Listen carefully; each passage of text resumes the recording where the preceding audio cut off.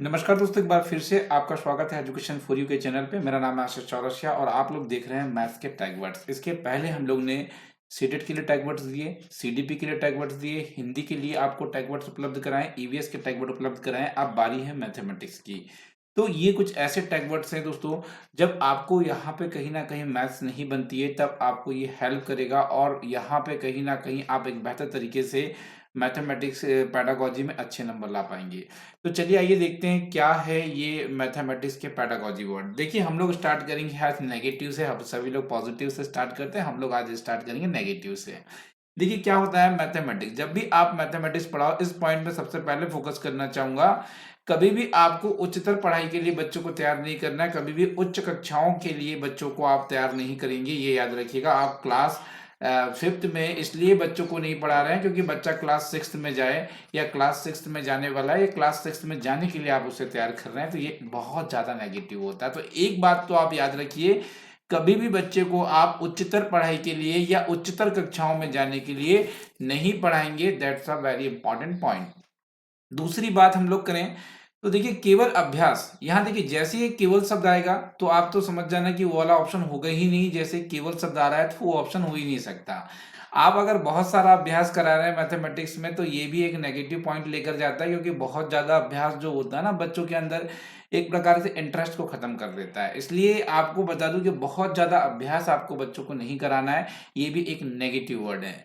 हालांकि ये मोटी नहीं, ये मोटी लिखा है। क्या लिखा है? मोटी। तो जो मोटी पुस्तकें होना और बड़ी पुस्तकें होना ये भी एक नेगेटिव पॉइंट है। कहीं ना कहीं बर्डन को ये जन्म देती है। तो मोटी किताबें, बड़ी किताबें, भारी किताबें, ये चीजें जो अगर किसी ऑप्शन में मिलती है तो डेफिनेटली नेगेटिव है।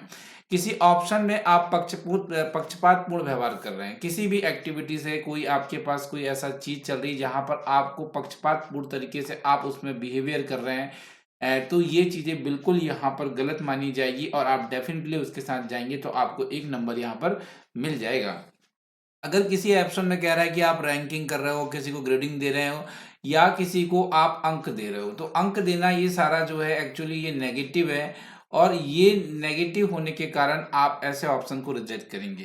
कहीं केवल दिया है, शिक्षक केंद्रित की बात की जा रही है या आपको कोई कंठस्थ करना, याद करना, स्मरण करना, रटना या नियमों को सिखाने की यहाँ पे बात की जा रही, तो आप समझ जाएंगे that is a very negative words और आप इनसे दूर रहेंगे।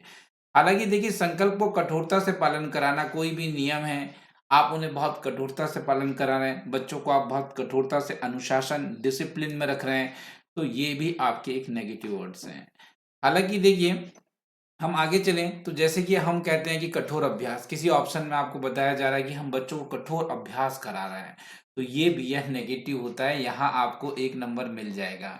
साथ ही साथ आपको बता दूं, अगर आप कह रहे हैं कि लड़कियां गणित में कमजोर होती हैं, ठीक है, लड़कियां गणित में कमजोर होती है, तो देखिए यहाँ पर आप गलत हैं। आप यहाँ पर एक नेगेटिविटी, एक रूढ़िवादी धारणा को फॉलो कर रहे हैं, तो ऐसे ऑप्शंस ऑलवेज रॉन्ग होंगे। साथ ही साथ जवाब देने में सटीकता। देखिए इसमें दो पॉइंट्स हैं। एक तो जवाब देने में बच्चों से सटीकता का अगर आप अपेक्षा कर रहे हैं तो ये एक गलत चीज है, ये नेगेटिव चीज है कि आप जवाब देने में सटीकता की बात कर रहे हैं। Point number one. Point number two की हम लोग बात करेंगे, पर गणित एक सटीक विषय है, ये बात पॉजिटिव है, ये याद रखिएगा। और आपको कभी भी गणित के विषय में लैंगिक भेद नहीं करना है। अगर कोई ऑप्शन आपका लैंगिक भेद कर रहा है, लड़कियों को महत्व दे रहा है, लड़कों को अधिक महत्व दे रहा है, तो आप समझ जाइए वो ऑप्शन गलत है। अब आप देखिए आपकी पाठ्यपुस्तक सरल होनी चाहिए, तो ये भी एक नेगेटिव है। रंगीन होनी चाहिए, रंगीन और ये कहना चाहिए सरल। सरल और रंगीन जब साथ में हो तो समझ जाइएगा that's a very negative words, इसमें कोई दम नहीं है। आप ये चीजें याद रखेंगे। हालांकि देखिए जब हम पॉजिटिव की तरफ चलते हैं तो आज पॉजिटिव के लिए आप हमेशा से एक चीज आपने सुनी होगी कि आगमन विधि। आगमन विधि क्या होती है? ये एक बहुत अच्छी विधि मानी जाती है, चाहे आप मैथमेटिक्स पढ़ाइए, चाहे आप लोग यहाँ पर पढ़ा दीजिए आपके कहना चाहिए कि आप यहाँ पे पढ़ाइए हिंदी व्याकरण। तो आगमन विधि प्राइमरी और अपर प्राइमरी के लिए बहुत महत्वपूर्ण होगी। अगर किसी ऑप्शन में आगमन विधि दिया है तो डेफिनेटली वो पॉजिटिव होगा। हालांकि देखिए समावेशी शिक्षा की किसी में बात की जा रही है, किसी में वैकल्पिक रणनीतियों की बात की जा रही है। वैकल्पिक रणनीति मतलब एक ही समस्या को अलग अलग तरीके से समाधान करने की आप लोग कोशिश कर रहे हैं। एक ही समस्या के विभिन्न रास्ते आपके पास है उसे सॉल्व करने के लिए, तो उसे हम वैकल्पिक साधन कहते हैं। तो वैकल्पिक साधन जो होते हैं ये भी बड़े पॉजिटिव होते हैं। साथ-साथ में आप ऐसा कोई काम कर रहे हैं जिसमें बच्चा क्रिएटिव दिखा रहा है, जहाँ पे बच्चा चिंतन कर पा रहा है, तो ये बहुत ज़्यादा पॉज़िटिव है। किसी ऑप्शन में अगर आप यहाँ पे इस तरीके से बच्चों को टीच कर रहे हैं कि आप दिन-प्रतिदिन के अनुभव के साथ बच्चों को कनेक्ट करके पढ़ा रहे हैं, दैट्स अ वेरी पॉज़िटिव। अगर देखिए ये आपको ऐसा लगता होगा कि आमूर्त होना एक बहुत बड़ी नेगेटिविटी है, नहीं भाई, अगर आप मैथमेटिक्स पढ़ रहे हैं, तो मैथमेटिक्स एक अमूर्त विषय है, ये बहुत बड़ा पॉज़िटिव पॉइंट है। अगर किसी में गणित के बारे में अगर यहाँ अमूर्तता की बात की जा रही है, गणित को बताया जा रहा है कि एक अमूर्त विषय है, तो डेफ़िनिटली ये सही बताया जा रहा है, तो एक पॉज़िटिव पॉइंट होगा। जब भी मैथमेटिक्स आप पढ़ रहे हैं, वहाँ पे बात की गई है तर्कात्मक कौशल की, तर्क की बात की गई है कि आप इस तरीके से बच्चों को पढ़ा रहे हो, क्या उसके अंदर एक तर्क जनरेट कर रहे हो आप लोग, एक तर्क के आधार पे बच्चों को सोचना, समझना सिखा रहे हो, तो डेफ़िनिटली ये भी एक बढ़िया पॉज़िटिव वर्ड होगा, क्योंकि गणित खुद एक तार्किक विषय है और बिना तर्क के यहाँ पर गणित का होना संभव नहीं है, ये याद रखिएगा। गणित में एक बहुत बड़ी चीज़ ये होती है कि गणित की अवधारणाओं को समझाना। देखिए, गणित में अगर किसी भी ऑप्शन में आप अवधारणाओं को समझा रहे हैं, किसी अवधारणाओं के संबंध को समझा रहे हैं, तो ये बहुत ज़्यादा पॉज़िटिव आता है, ये चीज़ें याद रखिएगा। आप समस्या समाधान कौशल डेवलप कर रहे हैं, बच्चों के अंदर प्रॉब्लम सॉल्विंग कैपेसिटी जनरेट कर रहे हैं, तो दैट्स अ वेरी पॉज़िटिव। गणित की पद्धति को व्यावहारिक व्यावहारिक जीवन में उपयोगी बना रहे हैं, बहुत अच्छा। पाठ्य पुस्तक को आप किसी संदर्भ के साथ जोड़कर पढ़ा रहे हो, संदर्भ युक्त बना रहे हो, तो ये बहुत अच्छी बात है। आप विश्लेषण विधि का इस्तेमाल कर रहे हैं, संश्लेषण विधि का इस्तेमाल मैथमेटिक्स में कर रहे हैं, तो that's a very good part. हालाँकि विश्लेषण विधि का इस्तेमाल मैथमेटिक्स में बहुत ज़्यादा होता है, जो तर्क प्रधान विधि होती हैं, और इसके लिए कहीं न कहीं आपको ये याद होना चाहिए कि विश्लेषण विधि मैथमेटिक्स के लिए बहुत बड़ा पॉज़िटिव पॉइंट है। हालाँकि नए-नए अनुभव को देना, ये चीज़ें भी बड़ी अच्छी हैं। हालाँकि देखिए, गणित एक रसहीन विषय है, मैं आपको बता दूँ, गणित एक रसहीन विषय है, ये भी एक बड़ा पॉज़िटिव पॉइंट है, ये याद रखिएगा। यहाँ पे कहीं न कहीं आपको गणित जो है एक सुव्यवस्थित मिलेगा, एक स्पष्ट तरीके से मिलेगा, ये भी एक बहुत बड़ा पॉज़िटिव पॉइंट्स है, कि गणित कैसा विषय है? तो गणित एक सुव्यवस्थित विषय है, एक स्पष्ट विषय है। तो ये भी गणित के लिए सुव्यवस्थित, स्पष्ट जो है, बहुत ज़्यादा पॉज़िटिव पॉइंट्स हैं।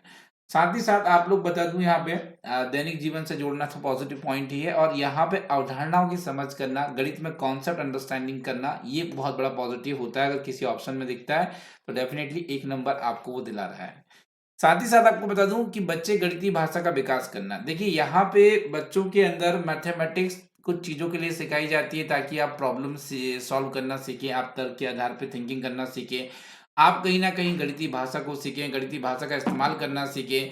कहीं न कहीं आप सृजनात्मक चिंतन का विकास करें, तो that's a very positive points guys. ये सारे जो आपको पॉइंट दिखाई दे रहे हैं, that's a very important and positive. साथ ही साथ आपसे एक प्रश्न पूछा जाएगा कि गणित का संकीर्ण उद्देश्य क्या है? देखिए, संख्या संबंधी जो भी उद्देश्य होता है, संख्या संबंधी जो भी उद्देश्य होता है, गणित का संकीर्ण उद्देश्य के अंतर्गत आता है। याद रहेगा, जैसे कि आप प्लस कर रहे हैं, माइनस कर रहे हैं, मल्टीप्लाई कर रहे हैं, डिवाइड कर रहे हैं, एलसीएम निकाल रहे हैं, प्रतिशत निकाल रहे हैं, आप क्षेत्रफल वाले सवाल खोल रहे हैं, तो ये जो सारी चीज़ें का नाम लिया है मैंने, ये गणित के संकीर्ण उद्देश्यों के अंतर्गत आते हैं। आगे मैं चलूँ, तो गणित के उच्च उद्देश्य क्या होते हैं? गणित के उच्च उद्देश्य अर्थात उच्च लक्ष्यों को प्राप्त करना। मतलब आप किसी समस्या समाधान के लिए बच्चों को तैयार कर रहे हैं। आप किसी पूरी अवधारणा को समझने के लिए आप बच्चों को तैयार कर रहे हैं। तो हाँ, यहाँ पर अगर आप बात कर रहे हैं इन चीज़ों की, तो डेफ़िनेटली आप यहाँ पे बच्चों को एक उच्च उद्देश्यों के लिए तैयार कर रहे हैं। आई होप आपको ये गणित के टैग वर्ड पसंद आए हों, तो दोस्तों वीडियो को लाइक करिए और अपने दोस्तों के साथ शेयर करिए। शाम ठीक 6 बजे आप लोगों से हम लोग मुलाकात करेंगे अपने टेलीग्राम चैनल पर, तो वहाँ ज़रूर पहुँचे। रात 9 बजे भी आपसे मुलाकात होगी टेलीग्राम चैनल पर, तो आप वहाँ भी ज़रूर पहुँचे। तो आज के लिए इतना ही। जुड़ने के लिए बहुत-बहुत धन्यवाद।